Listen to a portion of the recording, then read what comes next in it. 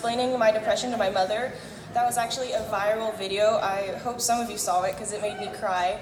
And mine is aptly titled, Explaining Being Diagnosed Bipolar to My Mother. On the Tuesday that I was sent home, I texted my mom.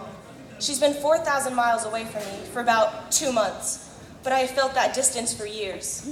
I told her, Mom, I am out. I am diagnosed bipolar type 2. She didn't respond for a couple of minutes, and I thought, hey, maybe she's so relieved that I got help that she's crying and had to set her phone down. I held on to that thought. I love the idea of being validated and gratified. Her response did not do either of those things. She says to me, you are a teen. You are emotional. Everyone has highs and lows. You need to learn how to cope with life. Immediately, I am broken. I reply to her. I tell her, this is not emotions that everyone has. This is not because I am a teen. This is not because I have no coping skills. I've spent 18 years hiding behind the words of being okay and the plaster on smiles that took both hands to hold up because my mouth wanted to droop because I was living in between falling apart and being wound too tight.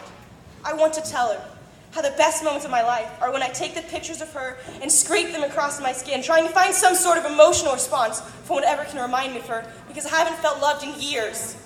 Maybe God will intervene on my part, and she will feel my thighs that welt and will cry out of love and not of embarrassment. I have learned ways to cope, Mother.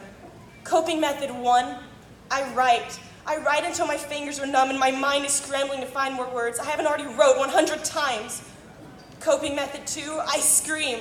My head into pillows, my voice out the window, my body pressed into the vocal explosions that are my emotions. Coping method 3, I bleed. I bleed beauty.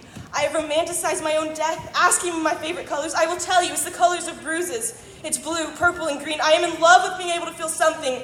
I am not in love with myself or how much I feel. Bipolar is not what we call it.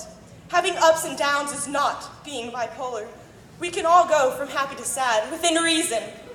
Bipolar means there is no reason. I am happy, I am floating in my mind, I am on the high of life because I am in love with my boyfriend, I am in love with my friends, I am in love with God. And then it shifts. My body goes numb. I am in a sense paralyzed in my body. I cannot focus, I cannot breathe, I cannot talk.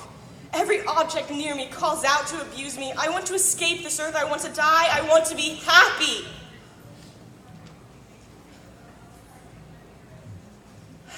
Everything is dark. I escape my body as though I am looking at myself from the perspective of a guardian angel, but an unexperienced one that only knows how pain feels, not how to make it go away.